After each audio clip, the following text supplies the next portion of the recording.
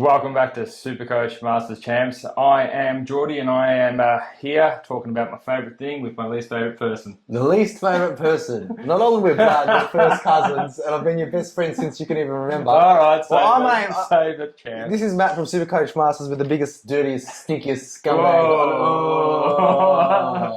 Anyway, guys. what are we going to talk about today, Jordy? I'm pretty excited to talk about this one, champ. And I even put up with seeing you again. We're going to be ranking the best defenders, the best midfielders, the best rucks, and the best forwards. All in one video? And in order. So we're going to go from top, saying the defenders are going to do the top 10, we think.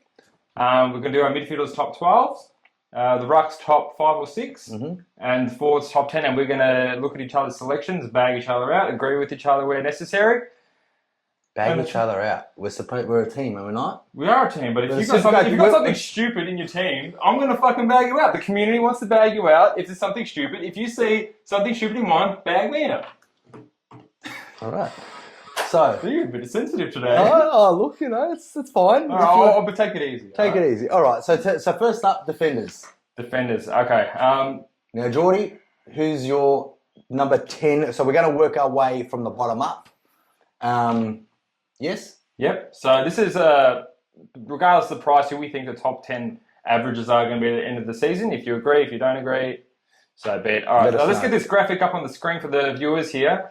All right, here we go. I'm really proud of this one because I made this, guys. So. Very well done. Now, if that doesn't deserve a subscribe and like button, I don't know what does. That's right, guys. If you're here, you're watching, you haven't subscribed, jump the hell on. Now, let's look at my top 10. I've got number 10, Redmond. Right. Tell me about Redmond, champ. Now, he's out of contract. I love players out of contract because they always want the big bucks. They want to play for their life. So they're not just playing for the team, they're playing for themselves, and no one's hungrier than a player playing for himself. So that's Redmond at number 10.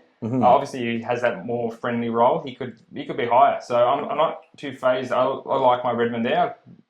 So my number 10 versus Jordy's number 10 is Daniel Rich. Now, Daniel Rich, Jordy hates these old fart players. I tell you, Daniel Rich won't even be top 20.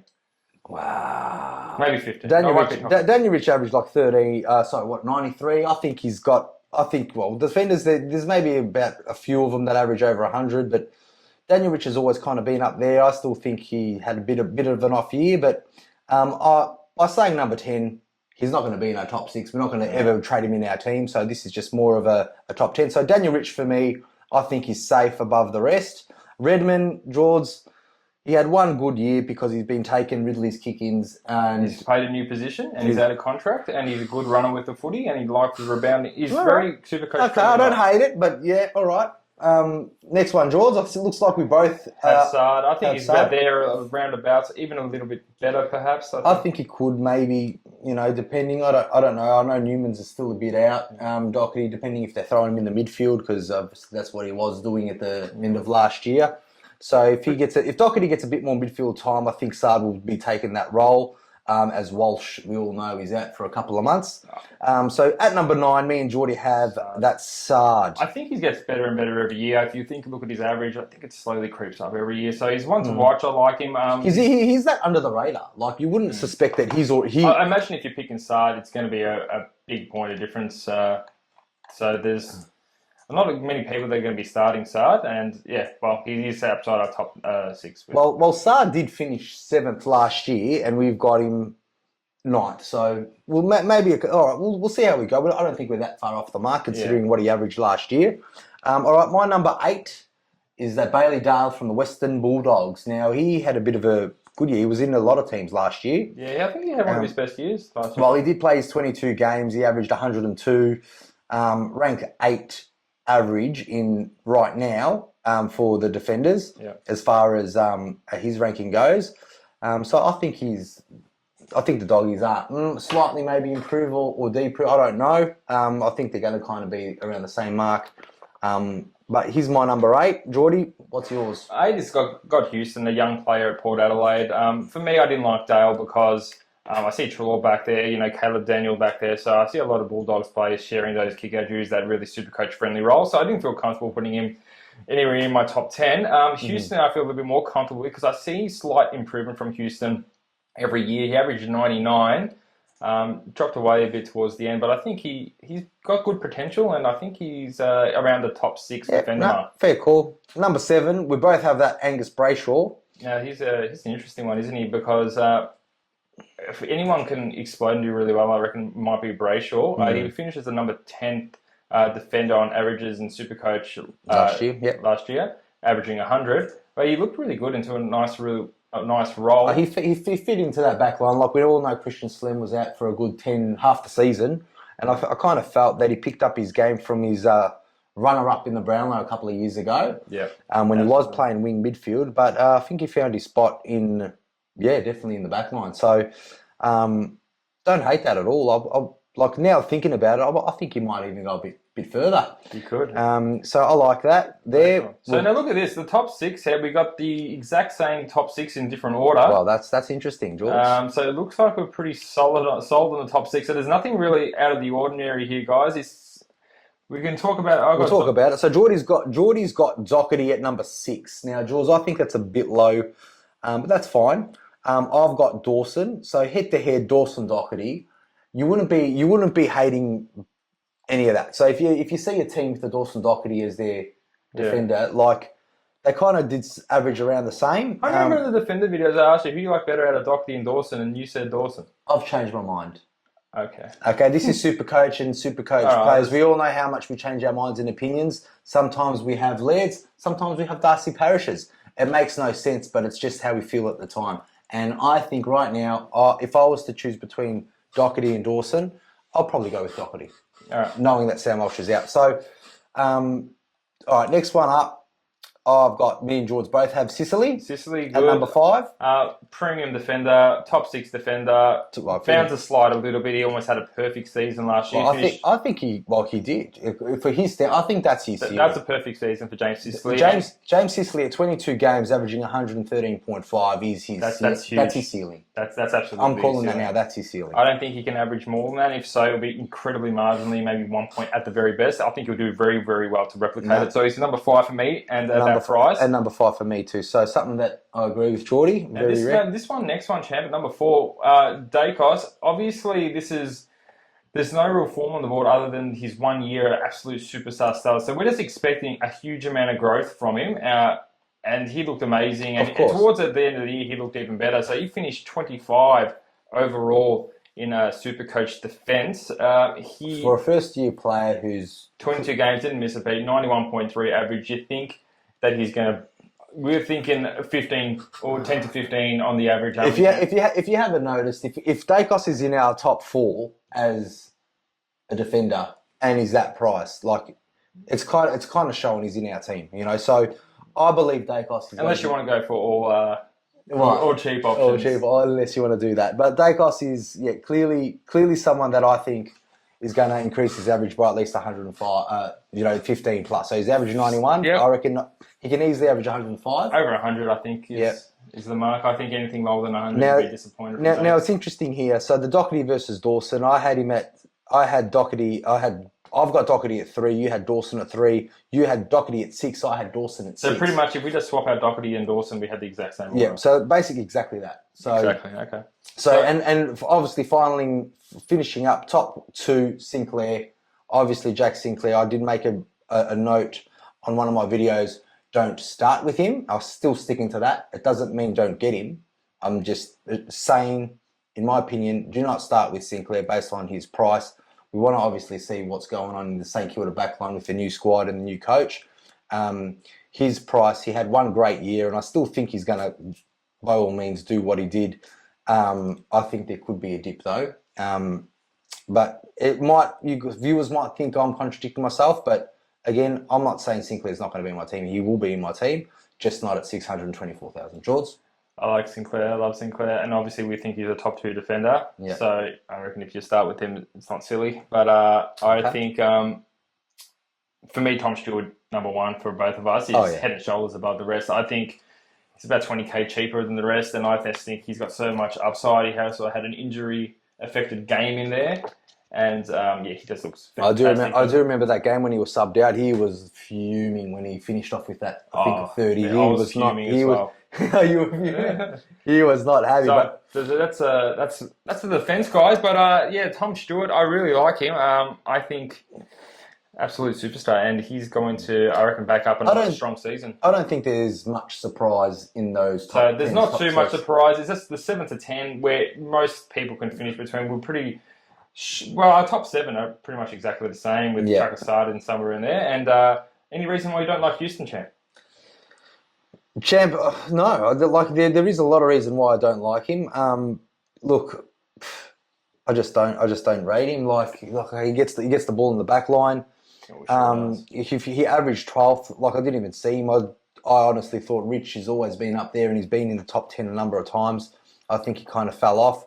So I feel that Dale and Rich versus your Redmond and Houston, I feel my selection's there. And if we are to do a competition, I think I'll put a bet that more of my top 10s would finish in. Maybe not in order, but I feel that Dale and Rich will be in the top 10. Rich won't be in the top 10. I think so. Well, and that's hence why you don't have him in your top 10. But the Dale's around about my D11, so yeah. Oh, who was Dale? Was yeah. Okay. Well. Anyway, let's get on to something more exciting, and it's something that's really going to get... I want to say something first. Do we want to go to midfielders, or do we want to give them a bit of weight? Maybe we just jump to the forwards first, and then maybe work our way to the rucks, then the midfielders, where it's the premium. All right, fine. We'll let you wait a bit on the midfielders. Yeah, we'll let you wait a bit. You know, we'll put we know how hard we all get for the midfielders. We'll put some timestamps on there. We did have some requests that we'll put some timestamps on this video. I'll be able to put a time. We'll put a timestamp of X defenders will be on this. Midfielders will start at this, so on, so on. We'll see. Jordy says we'll see, but we'll see. We'll see. All right, so Strumpin, we'll go straight into the rucks. It's obviously the I love rucks, and I'm sure you guys do because we don't know what the fuck's going on, but we have a good indication of what the top 4 look like. Since me and Matty have got the exact same top 4 in different order. Yep. So put it up now. We'll put that screen up for the boys. And look at this, guys. We're pretty much the same, except let's start at R7. Yeah, all right. So I got Wits down there, big old lumbering idiot. Yeah, and, no offense, Witsy. I love your action. And I've got Darcy there, who is also a big dumb lumbering idiot. No offense, Darcy, but based on the fact that Luke Jackson's is coming in, I kind of feel Darcy might be sliding down the line a little bit. Ruck 6 draws. Ruck 6, we've got Darcy Cameron. I think that's his ruck position to own. It just makes me feel good every time I see an article on Darcy Cameron about what he averaged in the first 6 games versus what he averaged after round 7. Like the price is just so juicy, and look, he might not be a top 2 ruck, but he's at that price. But at that price, 460,000, I think he's number 1 ruck at Collingwood. I don't see Mason Cox getting a lot of pitch hittings in the rucks. I think he's on the way out, really. I sure hope he doesn't either. Now, we just got a bit of a role reversal at R5, Darcy and Wits. I think, obviously, Darcy, I've just seen him explode in some games, but at 180, 200, I think he's leagues above Wits when fit. And you think Wits is above disagree. Well, based on Wits, I still think Wits has hit his ceiling. He had definitely a good season last year, and everyone was on top of him. And because of the fact we picked him, we saw a lot more of him and what he can actually do. But yeah, he didn't miss a beat. I think that's his ceiling, 110 at 22 games. 22 games? I don't think he's played 22 games. No, definitely not. So just same case like Sicily, he's probably had his perfect season ever. Yeah. I don't see it going up, but I don't see it sliding down too much. Maybe 103, 104. But again, the reason why we're not getting Jared Witts is going to be told in the next video that we're going to be doing, which is the buy rounds. And then we'll give you more detail on that one. So stay tuned for that one and like and subscribe when that video is released. Yeah, those buy rounds, they're fucked. So we'll wait till that video. I'm looking forward for the buy round video. It's going to really inform you guys and you're going to be second guessing your whole team. But we'll wait for all the other super coaches to get the double hand premium gold before we release this buy round one, just so they can have the fun of picking their own team. And then when they see us, they'll be like, back to the drawing board. So now back to the ruck boards. Back to the ruck drawing boards. All right. So next one is going to be We've got Gawn. Gone. R4. Clearly. So we think Gawn's going to take a dip because we obviously both think he's going to be spending more time forward than Grundy because he's just the big ass ruckman who can take a big ass pluck and he's going to kick a bag of goals. Yeah, that's what he can do. But their scoring's going to be pretty inconsistent. I wouldn't be surprised if he gets DPP after the first influx. I think Gorn's still going to be a great pick. By round 6, I think he'll be a 4-line player, and hopefully he'll drop $150,000 because he maybe get those 70s and 80s and have 10 touches and a goal with a couple of hit-outs. Is what we're hoping. Yep. Is what I'm hoping anyway. Jordy's ruck 3. English. Now, I like English. I like English too. I think he's a great pick. Young gun gets plenty of the footy. Yeah, there's no reason not to pick him. I think he's an absolute superstar. I actually just think Grundy and Marshall are just ahead of the rest. A little bit better. Now, I don't know, there's many points going to be separating my top 3, but I like Grundy and Marshall, R2, R1, but I don't... you can't separate these. You can't separate these ones. So Jordy's got Marshall ruck 1. I've got Grundy ruck 1. I think Grundy is going to have a great season with Melbourne and the midfielders around him. I still think he's going to get his 20 touches plus those 25 hit-outs. The midfield helps, you reckon? The midfield's going to help. I still think Grundy's got a point to prove and going to really, really let us know. I've seen some pre-season training videos of Gorn and Grundy rucking against each other, and I've seen Gorn tap some absolute buttes, and I've seen Grundy tap some absolute buttes to their players. So I'm just like, and honestly, when you're practicing against probably arguably the second best ruckman, it's going to feel like you're rucking against Draper every game. Draper, like probably Oscar McInerney every game, really. These are AFL quality ruckmen. We're talking about AFL quality ruckmen. Anyway, I think Marshall, because he's got less competition. If Ross Lyon decides no Tom Campbell, we've seen how good Marshall is at ruck 1. Yeah. So I think that only then I've got to put Grundy second is because I know Gorn's still going to get some hit outs with that. I can't say the same thing about Marshall. And they kind of scare me how Bulldogs, how they go about English's ruck time as well in the half of the season. Well, by saying Grundy for me, Marshall for me, ruck 3, it's not so much of the fact that I think it's going to be very close with all these probably top 3. Like our top 3 are the same, just in a different order. But I wouldn't think they're going to be averaging more than 2 to 3 points between them all. You know, Marshall could go ballistic, I think. Marshall can go ballistic, but look...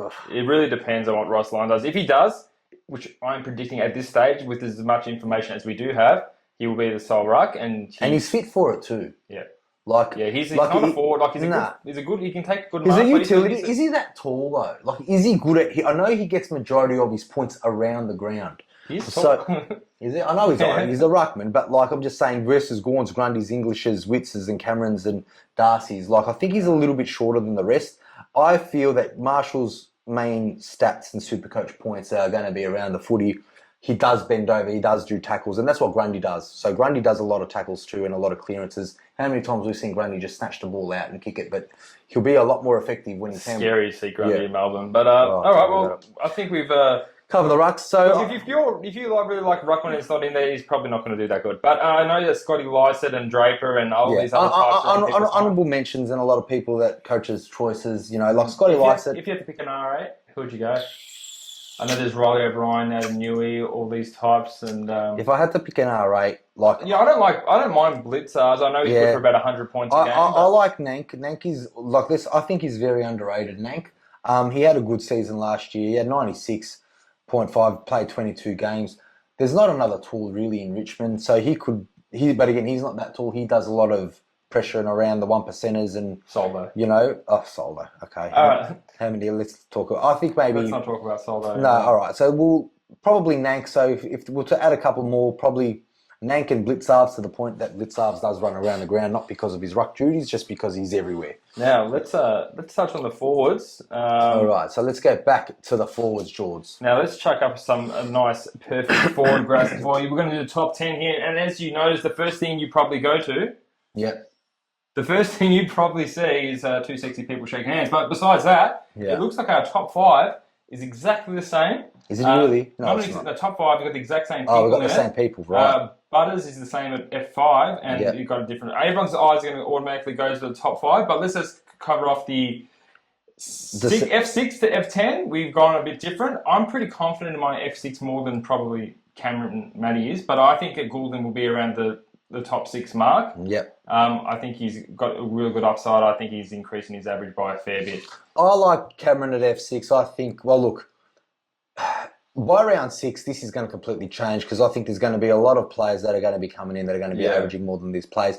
But when Jordy said, Matt, pick your top 10 forwards, after picking the first 5, it was extremely hard, and I had to really think about the rest because the first 5 and then the next 5, I think, is a world difference. Yeah. Well, Like, I reckon, as far as picking people at Supercoach, is a world even difference. after Heaney, because I got Heaney at F7, you got him at F7. I think after then it really falls off. But Shea Bolton at F8 for me. He's a young player who's been thrown in the midfield a lot more recently. I don't know how the arrival of the GWS boys are going to change that, but he's really young and electric, and he can score really well when he gets his CBAs up. So for that reason, I got him around there. Dusty, I'm expecting a bit of a dip, but he's still a superstar. He's going to be getting more forward time, but it's just not on us. Let me tell you this.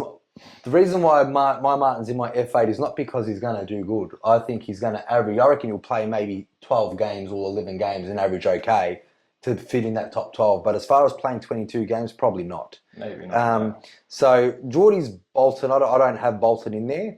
So I don't know why. I see Jordy's Bolton at being a forward pocket at best.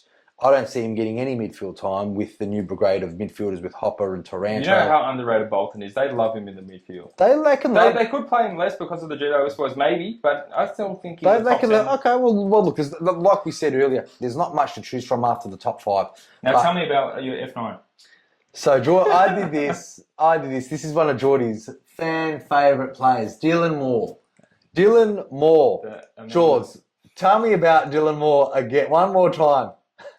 I've spoken in length about Dylan Moore. About how great he is, or Jordy hates him. He's the 5th most expensive forward. We all know that what you say about Dylan. Yeah, but some people could be tuning in for the first time. If you've got Dylan Moore in your team, take him out. He's not good.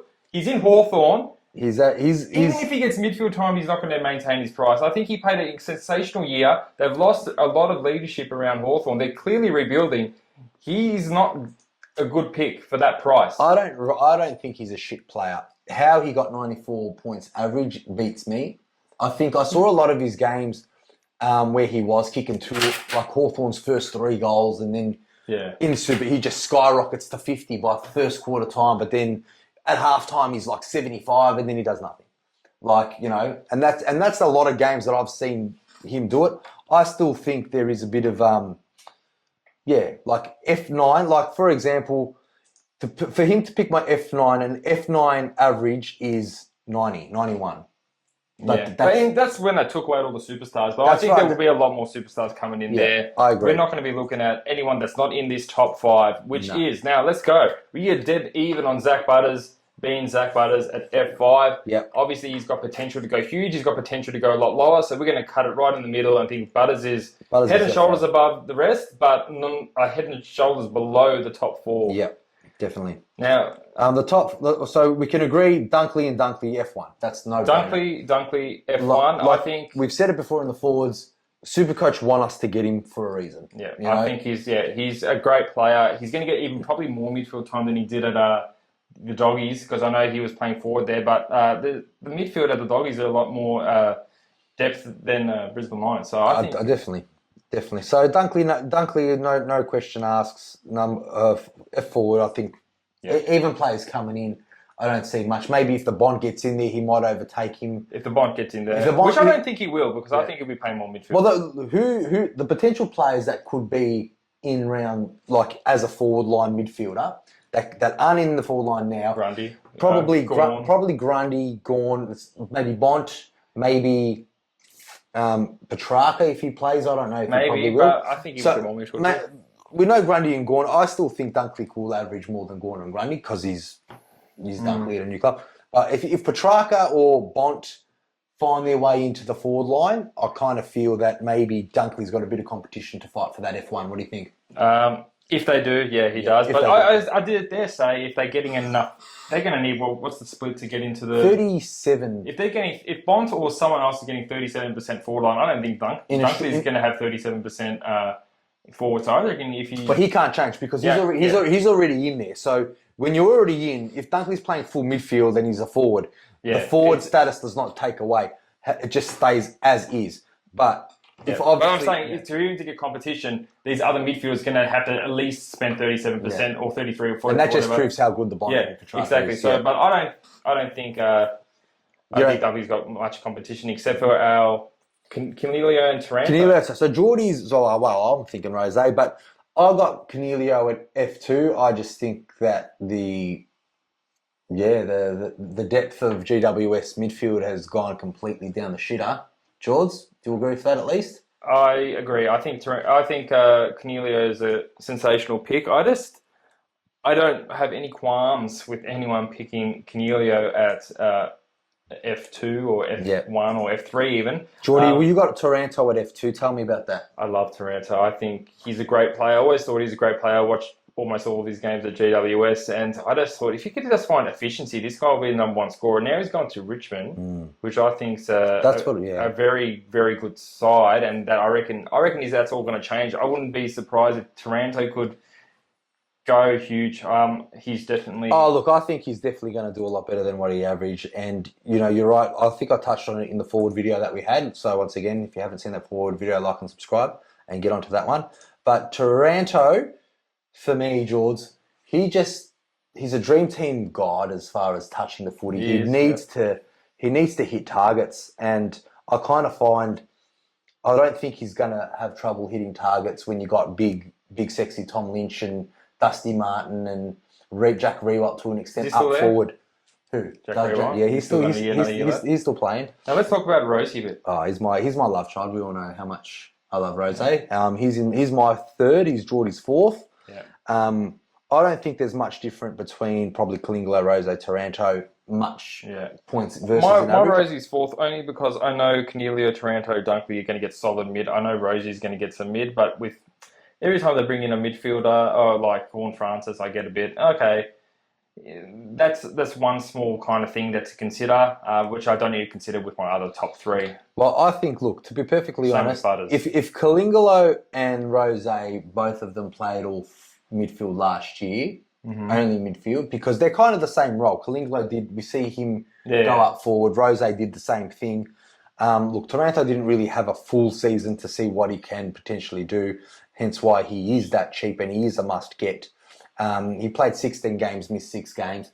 So, and I'm sure a couple of them were injury affected. But when it comes to Kalingalo and Rose, them both spending the same amount of time in the midfield, who would you think? If they spent the same amount, maybe both of them sent. Yeah, I'll pick Rosie. Yeah, and that's why I'm picking. But with that uncertainty, that's why I've got Rosie at F4. Yeah, but I think that's a pretty solid list. I think a lot of the viewers can take a lot out of that. Guys, if you think there's someone there that we haven't put in, by all means. But I'm pretty sure that's covered, unless there's going to be some massive Vaughan Francis coming out. Oh, George, no one's thinking. Maybe the only one that I might see being in there, which is a controversial one. I reckon Himmelberg. That's what I'm saying. If he's a defender, we're going to rate him a lot higher. But from all the reports that he is training with the forwards, and from that, we're going to leave it until we get further information, guys. So that's the only one that I think, if the viewers are going to say, where's Himmelberg? It's because of the fact we think we've been hearing reports he's been playing and training with the forward line, which is very scary. Yeah. Besides that, I think it's a solid list. I don't think there's any surprises from 1 to 5. 6 to 10, who cares, really, to be honest, because I still feel there might be some cheapy $300,000 players. Who knows, Fife might bounce back if he's fit, but that's very unlikely. The probability of that happening is very unlikely, but can happen. Taron Thomas, if he has maybe I don't think he's he'll get up there. A top player. He can make enough money. He can be a good stepping stone. But anyway, let's get let's get back to what we really want to talk about, George. Now let's talk about the midfielders, guys, and we'll pop up a nice, handsome graphic of 2 guys. Jordy, I don't know what are you doing with your fingers. Like, did you just have something to eat? Is that the money, or is that the chef's That's kiss? the money. That's the money. That picture was from the midfield video. And what am I doing? You're just looking in amazement at some stat I told you. No, I think I'm looking at... It looks like I'm just... My eyes are... Let's talk about... Wait a minute. I think my eyes are just glaring at that M6. It must be, which is my Tom Mitchell. Anyway... Now, guys, you're probably sick to your stomach already seeing Matty's... You just probably gravitated to M6, which is Matty's Mitchell. Oh, yeah. Was that on purpose? Because if it wasn't, it's a coincidence. And that's a sign. Mitchell is just so good. Anyway. You talk to me. All right. Tell me what guys, before you think Matty's an absolute fool, which he is, I'm not. Let's just go for the bottom. I put Mitchell at M12, and that myself, I think, is putting him a bit high. Other ones survive from my M12 with McRae, etc. But I went for Mitchell. New role, new club. I think he can do better. He averaged a lot more in 2021. I know. Oh yeah, he averaged 117 in 2021. By the way, 117 and 117 is going to get you a top 5 spot if he does the same. If he can do that, which we're not sure that he can. Mm-hmm. So he's my M12. Now your M12 champ, if you. Yeah. So my M12 is Callum Mills. Now that everyone's thinking that's low. That's low for Millsy. Now what has Mills done to upset you?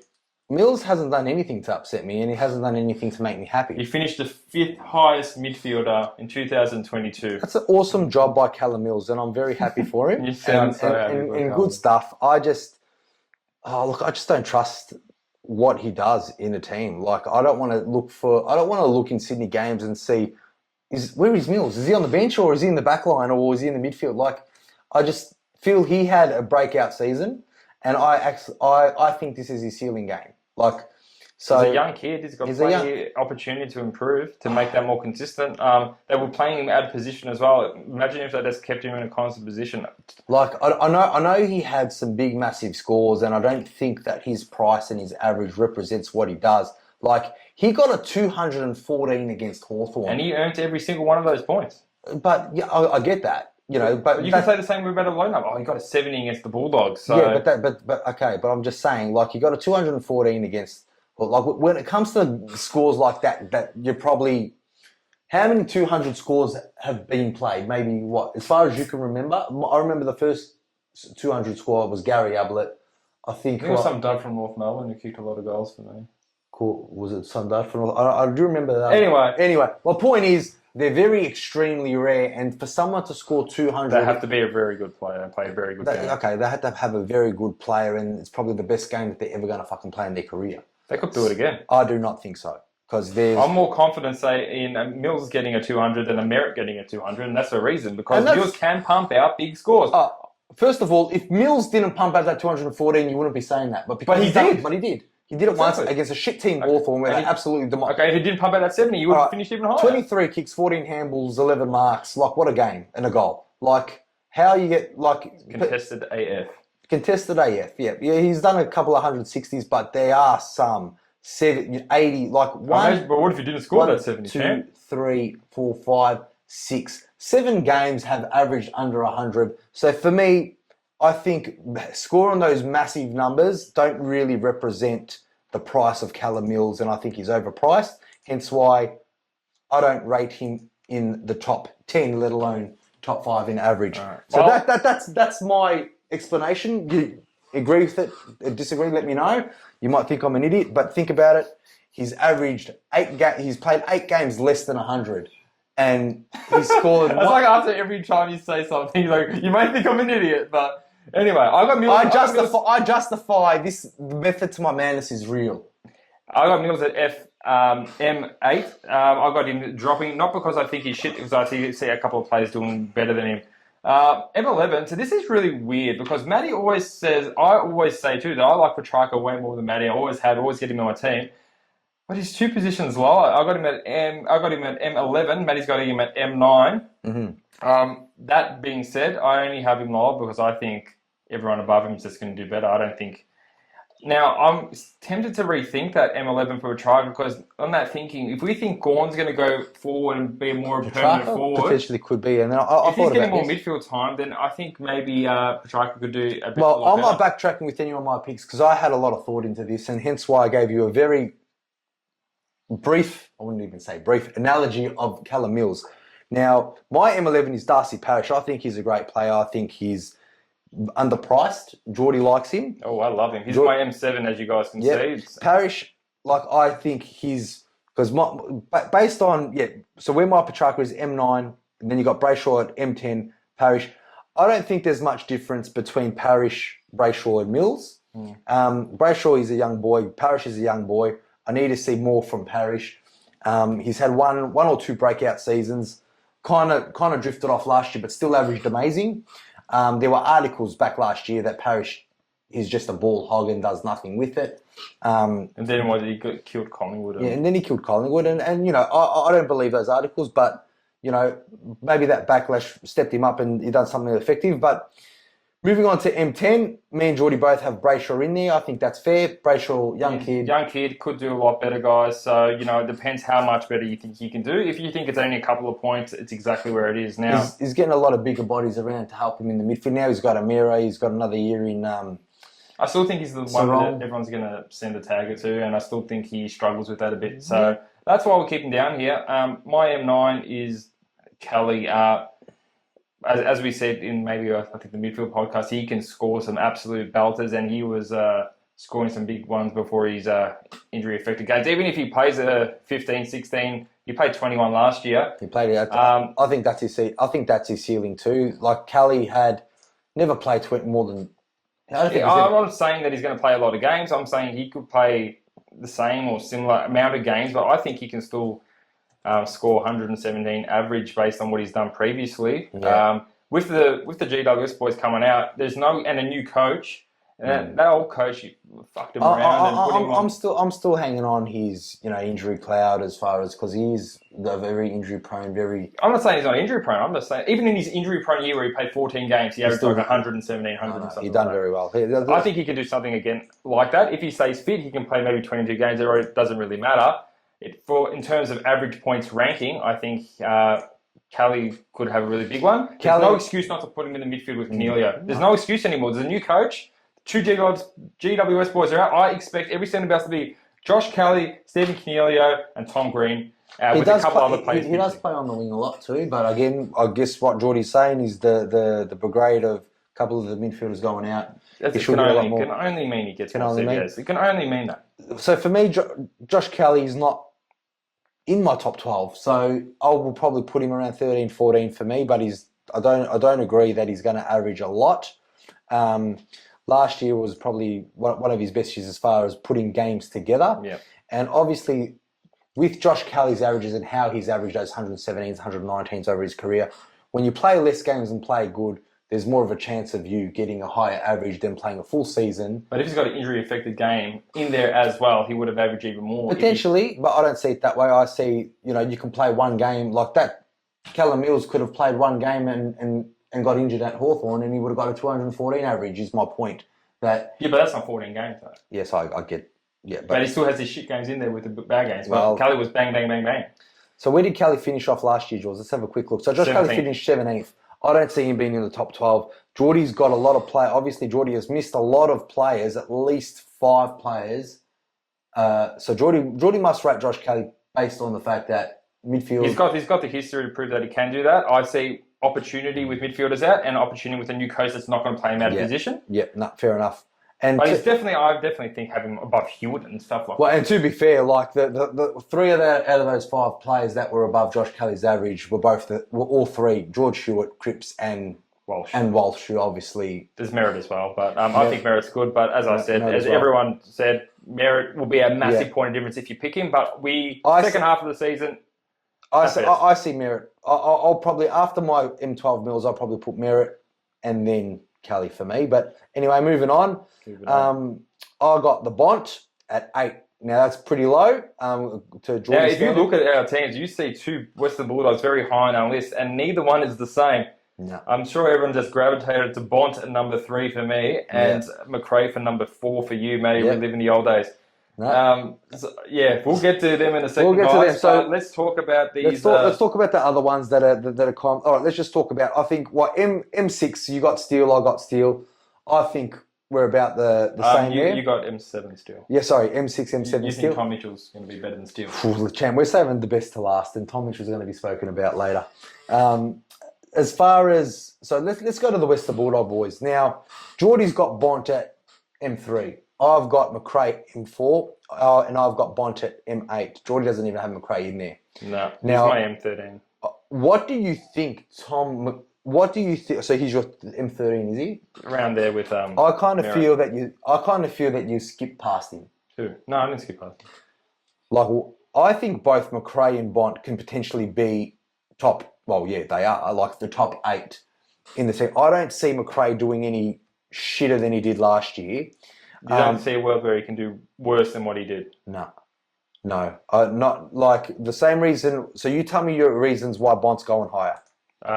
Because he is a very damaging midfielder. And there's more midfield room. Yes. And he's a young gun, and he's he's in his peak midfield years, and I love the way he plays, and he's a very Supercoach friendly person. Cool. If everyone know in Champion Data, fucking loves the Bond. They'll give him points for nothing. Yeah, well, I mentioned and I think this is his year. I think this is his year where you see the Bond the most expensive at year's end, because the Bond is a fantastic. I agree. I player. think Bont is definitely in the top 8. I still think McRae is the better ball accumulator. His disposals did drop in the last half of the year. He was being, as McRae, he was still up there. So McRae, what did he finish? He pretty much equaled the same average as Bont. So Bont averaged 116, McRae averaged 115.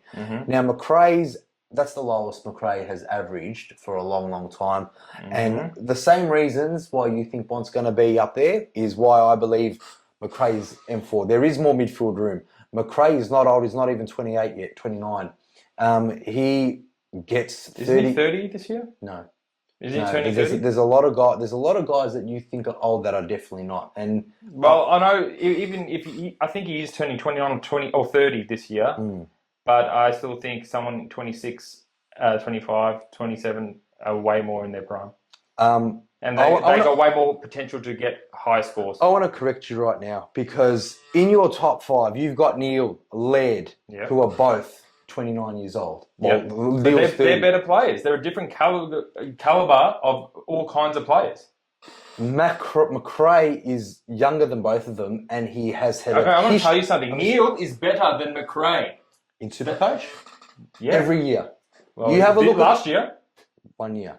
The year before that. The year before that, he was injured. Yeah, well, no, he wasn't injured. He was just shit. No, he wasn't. He was playing with an injury. I'm telling you, if he was playing with an injury, see, champ. if they're playing with an injury, they shouldn't be playing. So if he was playing, he averaged shit. All I'm saying he was a better player than McRae by several leagues. All you got to do is look up the facts, Straws, and you would see that McRae has been top Supercoach scorer for the last 5 years. Oh, and Neil hasn't.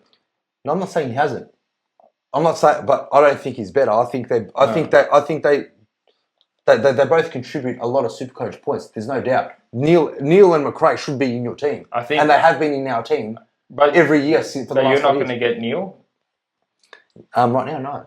I'm getting McRae. Like McRae is in my team, just so everyone knows. Like he's in my top 4. So I believe McRae. A lot of, and this is another reason. I think he'll be a point of difference, to be honest, because I think a lot of people love the Bont. I haven't fallen in love with the Bont yet, but I'm sure I will one day.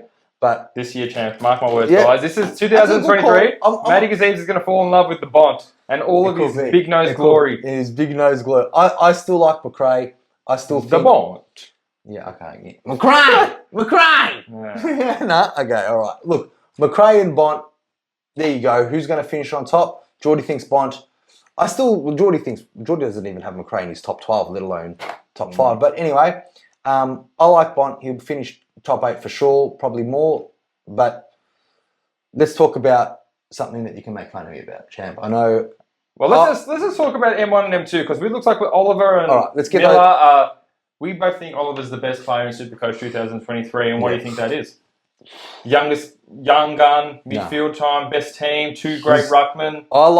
So the reason why I like Oliver and Miller at number 1 and number 2, they're just grade A++ superstar midfielders that only play midfielders that run and don't stop. Took me on that. He knows how to run. I love those two. They're like, I see you when you watch them play. Oliver can be in the back line just as quick as he can be in the forward line. Miller is a guy to doing that. Like, and the way that the preseason training of what Miller's doing is he's dry ripped to new extremes. I just think he's going to go. He's a tackling machine. He's going to go all day with that body. He'll go all day long. All those shackles. But Oliver and Miller, they're just running machines. They're just ball accumulators.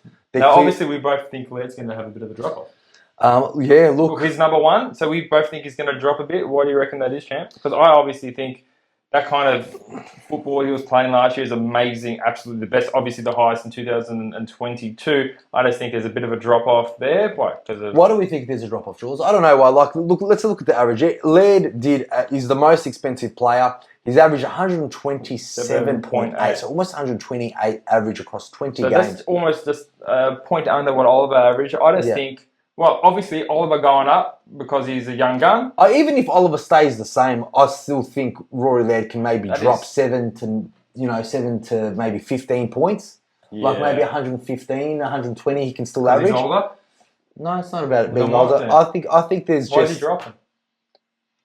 You tell me why. I told you, because he's getting older. You think because he's getting older? You said, Laird and Neil, they're older. The reason why he's gone from 1 to 4 in mine is because he's not in the prime like all these other midfielders that are coming up. This was his best. So why is he dropping for you, champ? Okay, because for me, he had his best year.